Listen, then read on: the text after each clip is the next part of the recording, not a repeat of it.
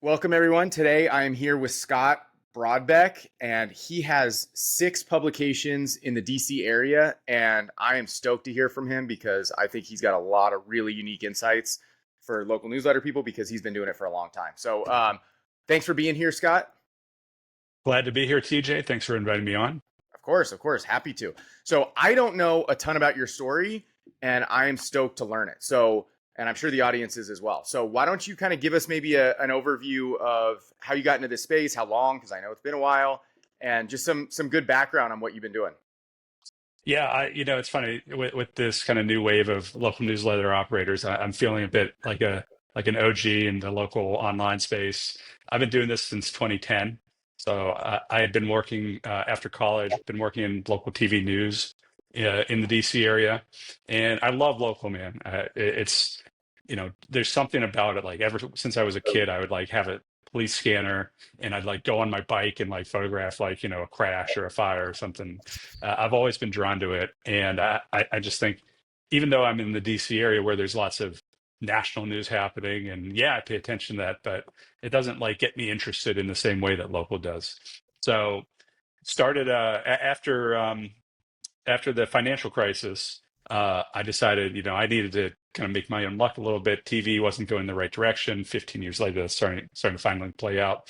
But I went to business school with the idea of, maybe I'd launch my own business. And sure enough, after a while of, doing the overnight shift at a TV station and the night classes at Georgetown MBA, I'm like, I can't do this anymore. So I quit, and I was going to go work for a guy named Jim Brady, who's also OG local. He was starting a site in DC called TBD, and he was just taking. I just got impatient. He was taking a while to launch it, and just decided to launch my own thing because I was living in Arlington, which is where I am now, and there just wasn't, I'm in my 20s and there's just nothing. The paper is like geared towards senior citizens, and it's not about Mhm. like what bars are open or what events are happening. This sounds, uh, I think that, like, especially in the local newsletter space, like this is a lot more commonplace that you're gonna have places to go to find out restaurant openings and events. But back then there was a void, and I came in and filled that void. And we also did breaking news and some local government, just a variety of stuff.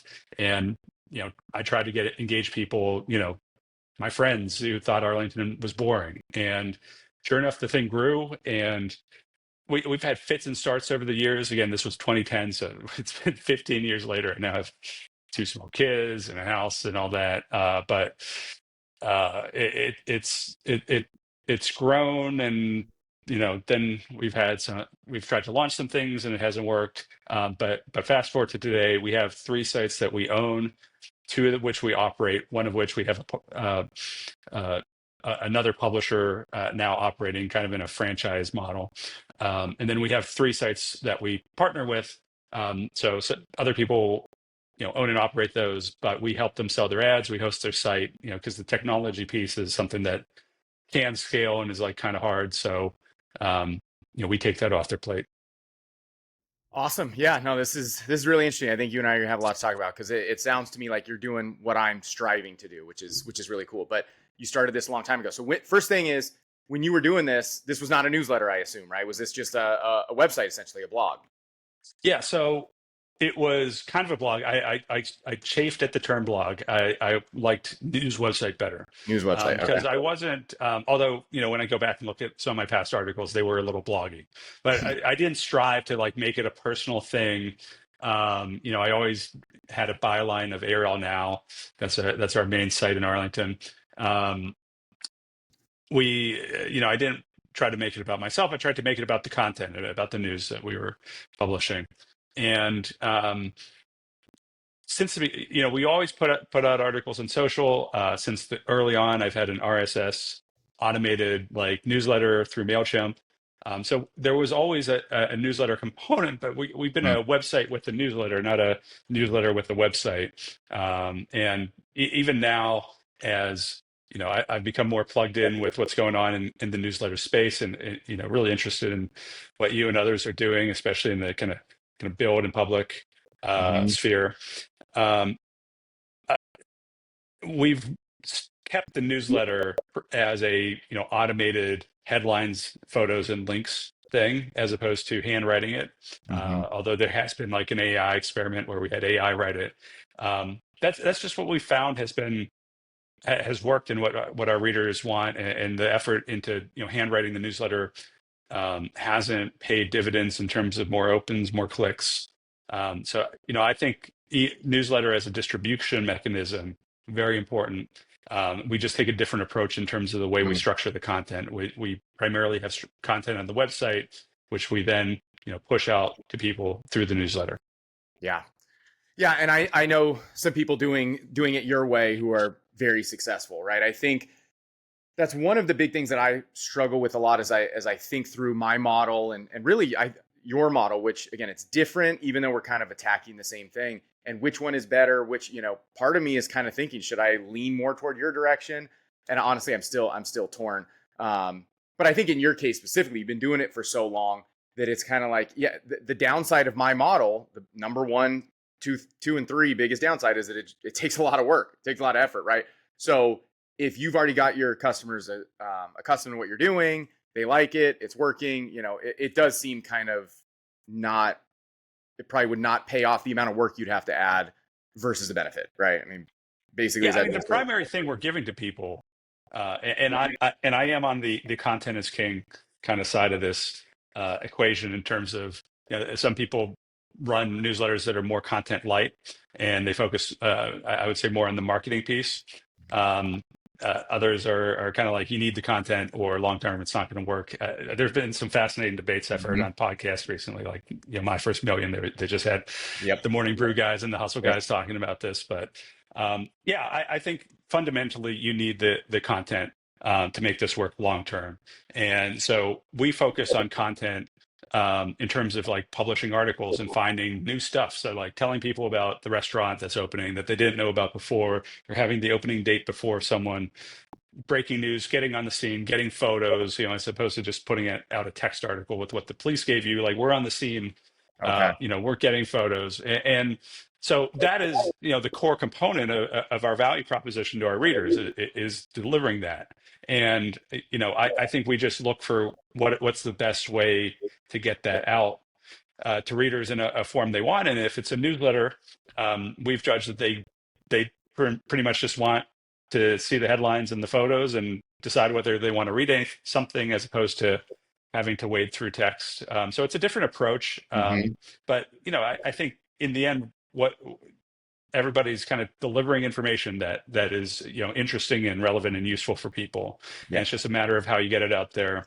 The other thing I'll say about the newsletter versus website thing is diversification in media, is important both in terms of revenue sources and I think in terms of like the distribution. I think having a site that we can drive traffic to through social and search, in addition to newsletter, helps us, reach more people, Hmm. and it also gives us more surface area for which to monetize. So, if I was just a newsletter, then I'm relying on things I'm doing in the newsletter to generate the value for advertisers.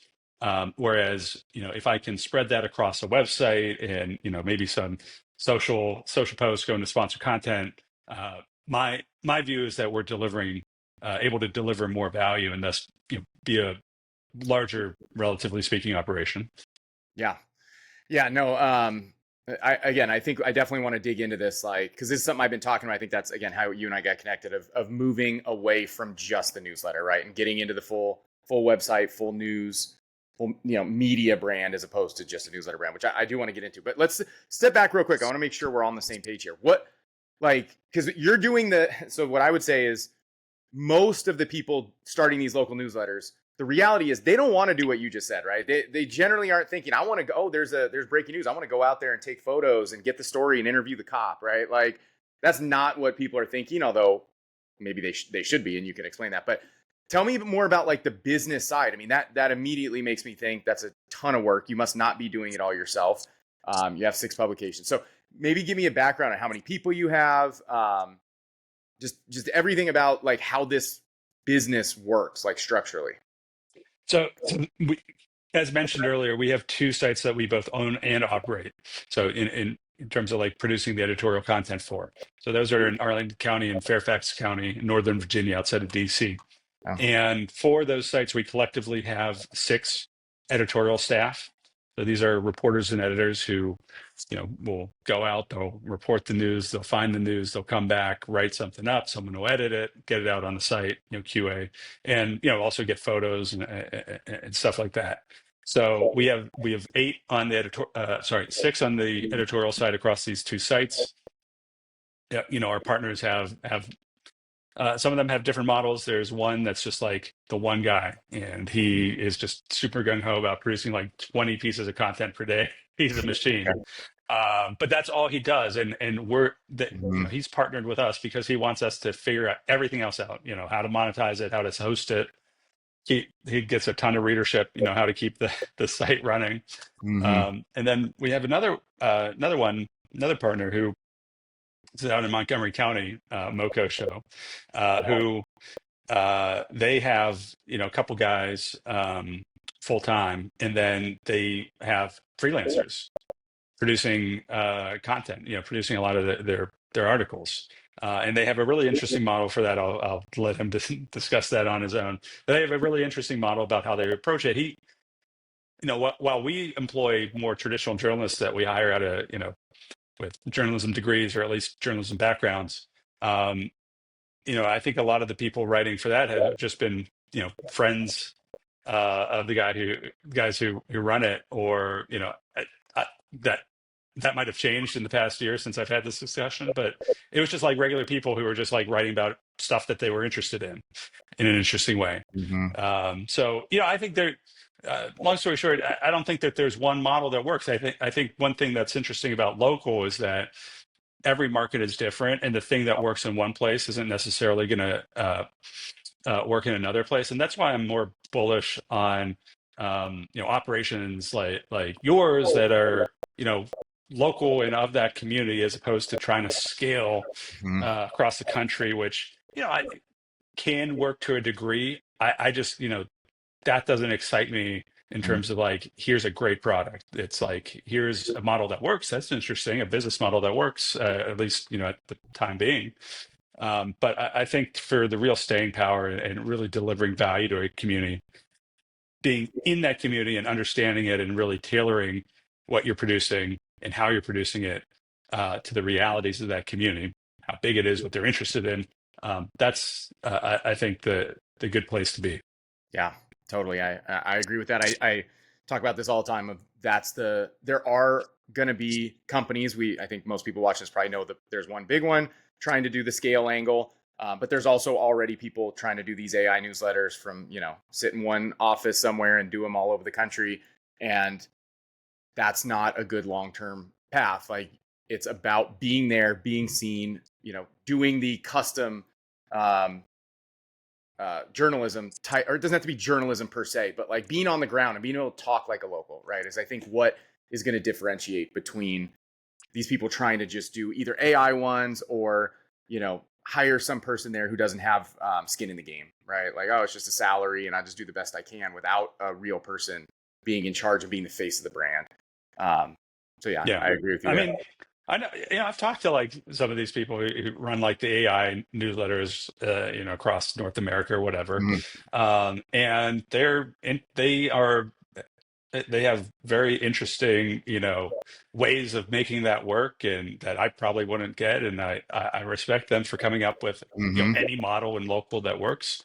Likewise, on the national level, they just launched one. The company I think we're talking about just launched one in our area, and Oh, I've been really? reading. I'm like, who? I don't understand who this is for and why this Yeah. appeals to people, but I Yeah. guess it appeals to someone.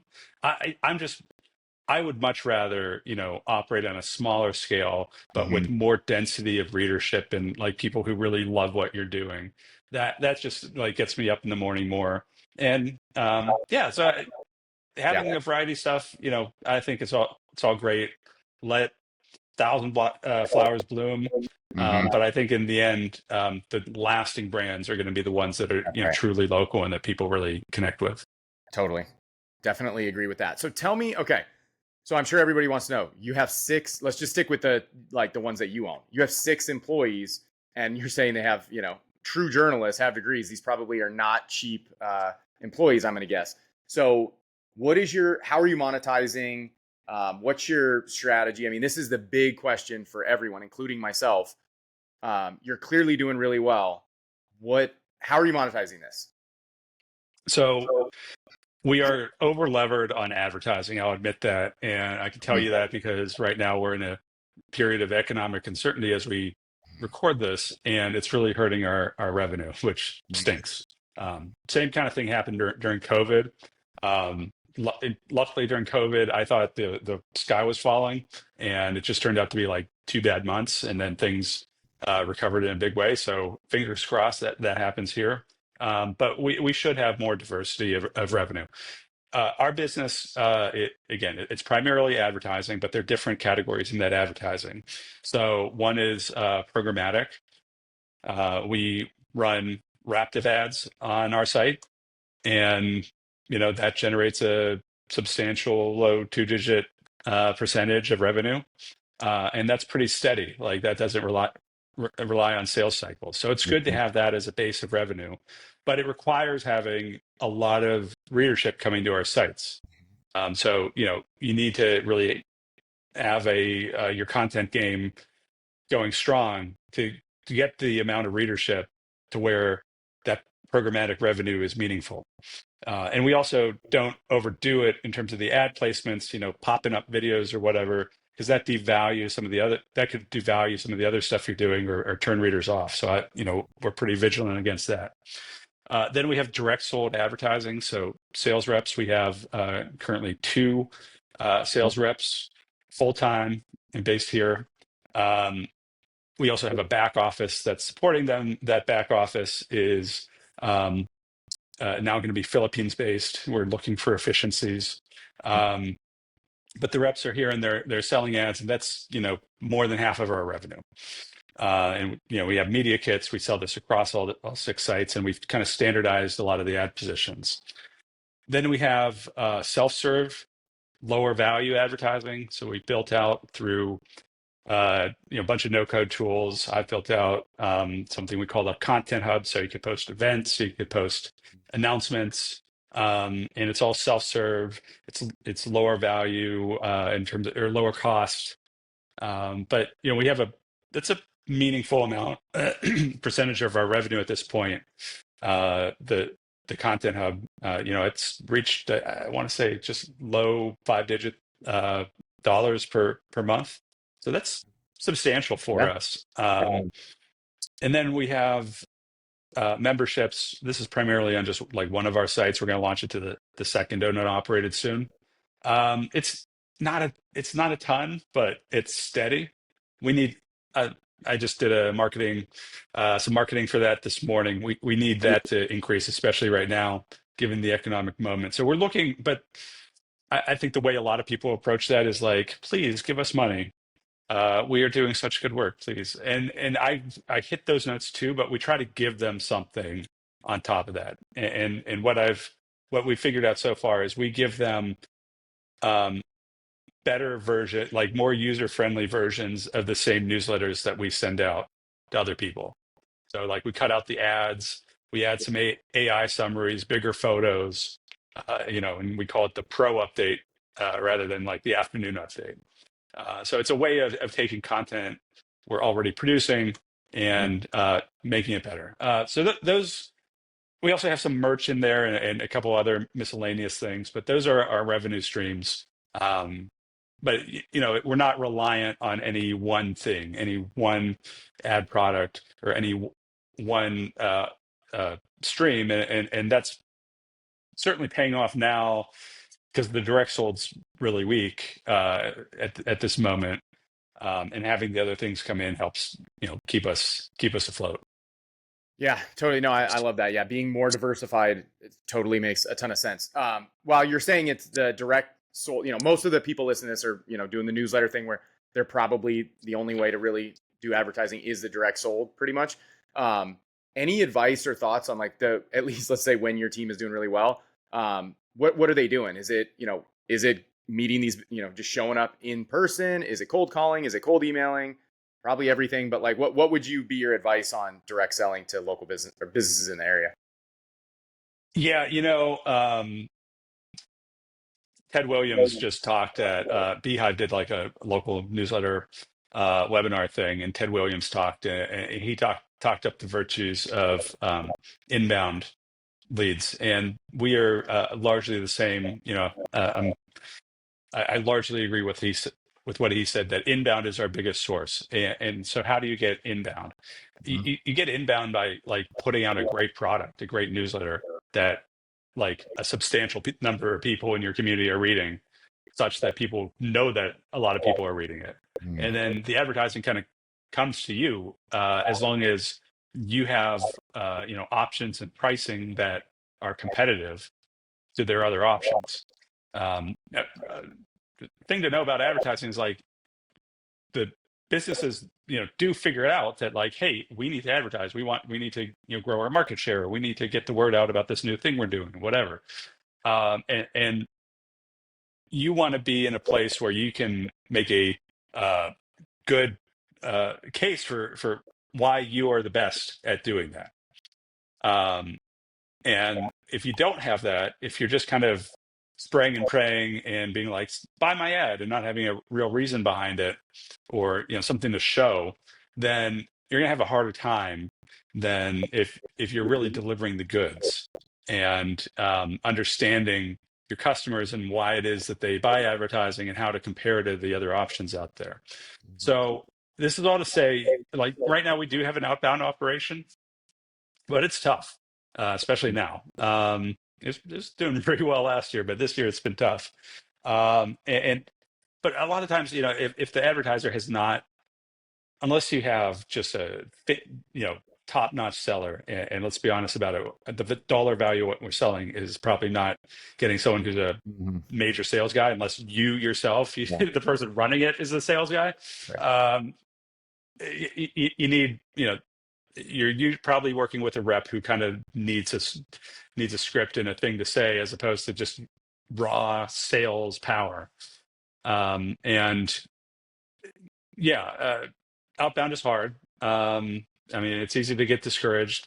Mhm. There was also a guy on that newsletter webinar talking about the numbers behind cold emailing, and yeah, I think cold emailing at the gate, so people at least know you, is good to do.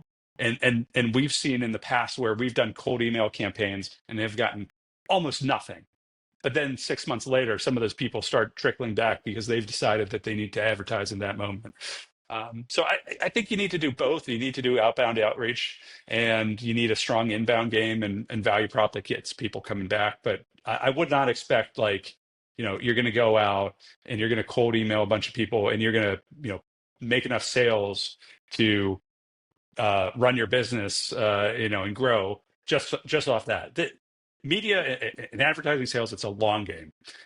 So you need to play the long game, and you deliver the goods. Also have good customer service. If people have a shitty experience like after you've made the sale, getting the ad on the site and all that, if it's not working, or your people communicating are not friendly, they're not going to want to come back. You need people coming back. You need people like continuing to renew their ad campaigns. This is impossible to do if you're relying on new sales and everybody churns out. You're going to quickly run out. Local is not an unlimited, the pool is not that deep. Yeah, no, totally. That makes a ton of sense. What is your tech stack as far as like how are you, hosting the sites? Then how are you sending these newsletters? All right, so we're on WordPress. Yeah. We've self-hosted, been on WordPress self-hosted for a long time. We do it through Pagely Enterprise Hosting. So we get a good number of traffic, in the millions of page views per month. So we need the Are you getting higher grade. millions of page views a month?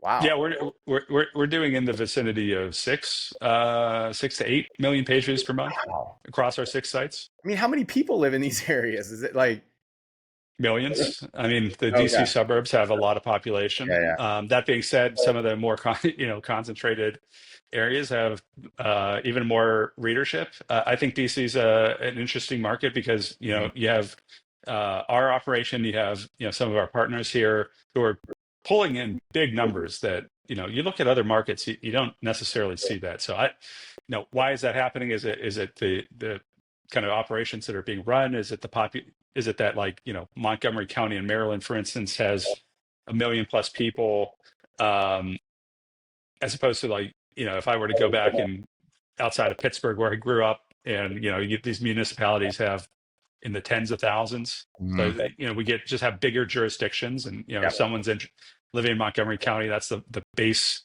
of their local governance is the county. Mhm. I don't know, structural factors. Again, every place is different, but Yeah. yeah. Long story short, we get a ton Yeah. of readership here. Sorry, that was a tangent from your No, no, tech stack that question. I just I'm very impressed. So then here's the real question. Well, sorry, before I move on to the acquisition, which I'm super interested in. How are you doing the email? I guess my question is, with this WordPress site, the way it almost sounded like you were describing what the newsletter is kind of automated in terms of pulling in the image and maybe a summary or something from your site, and you're not really putting effort into the newsletter because it's just pulling. Is that what's happening? Yeah, so Okay. I'm a bit of a special case here. So we first of all we use MailChimp. I've been using MailChimp for Okay. 15 years. Okay. I think it's like the midwit meme for me, where on one side you have, like, the idiot who's like, oh, MailChimp, that's because it's like the first ESP people think about, and then, like, the enlightened, it's like MailChimp because they have great APIs and great deliverability, and they get it done. Do I love everything about MailChimp? Absolutely not. And Beehive is certainly making a case, um, in my mind, increasingly every year. But we're on MailChimp, and I'll tell you why the APIs are important Yeah, is that's what because I. the way we generate the email newsletters, is through a series of APIs that MailChimp and I think maybe one or two others, maybe just one other that I've seen have. So, all right, we have a whole backend of our site based on Airtable. So anytime we publish an article, that article, a the photo associated with it, headline, link, author, categories, we generate a few AI summaries. It all goes into an item in an Airtable base. Likewise, our Content Hub, the events and announcements, all runs out off of Airtable. So we take the article base, in Airtable, and we then have some formulas in that have HTML that we've gotten to us through a guy on Fiverr. There's some guy in Pakistan makes all our email newsletter code. And so it generates code through this formula in Airtable, and then we compile that code for the different articles we publish in a day.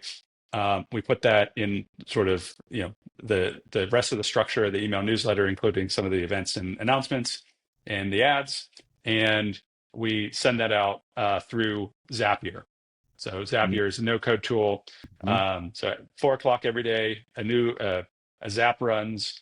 It goes in a loop across our three own sites, takes the HTML from Airtable, puts it in the rest of the structure of the email, and shoots it out. And it's pretty reliable. It works well. It allows us to have a different look and feel of the newsletter than we would have if we were just running off the RSS that's built into MailChimp, which we used to use.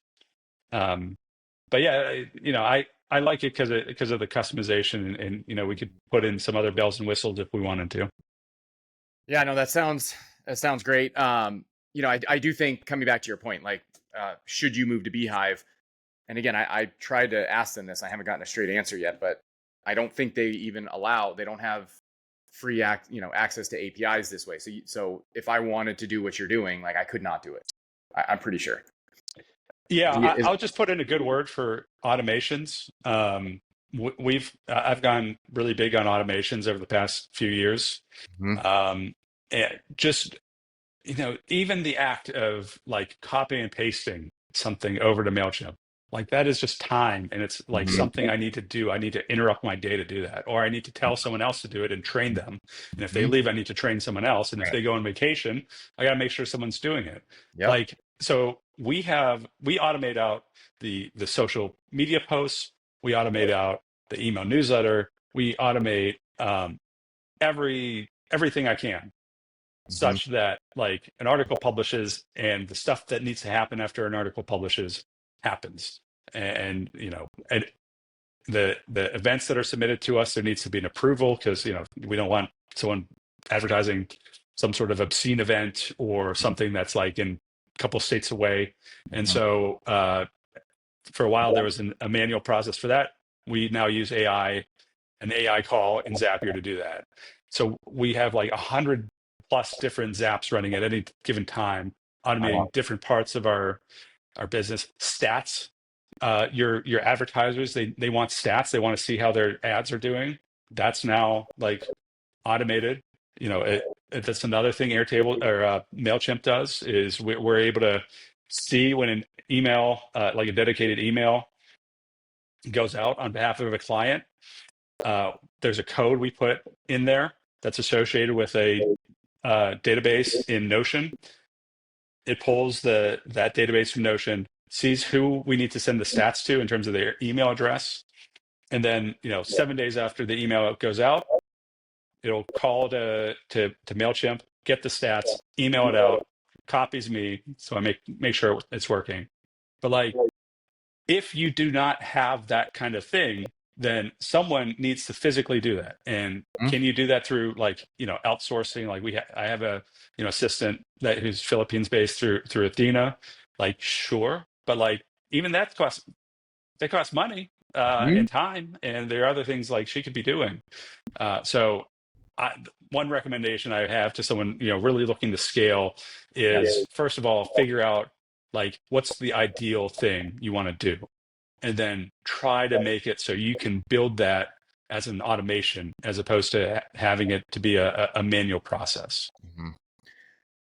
Yeah, I couldn't agree more. Again, this is our biggest problem with scaling right now, and with the way the Beehive is today, at least as far as I know, until somebody wants to chat with me about this, it's very very manual process, and part of that is beneficial because this is my big trade off, and I think most people's probably is.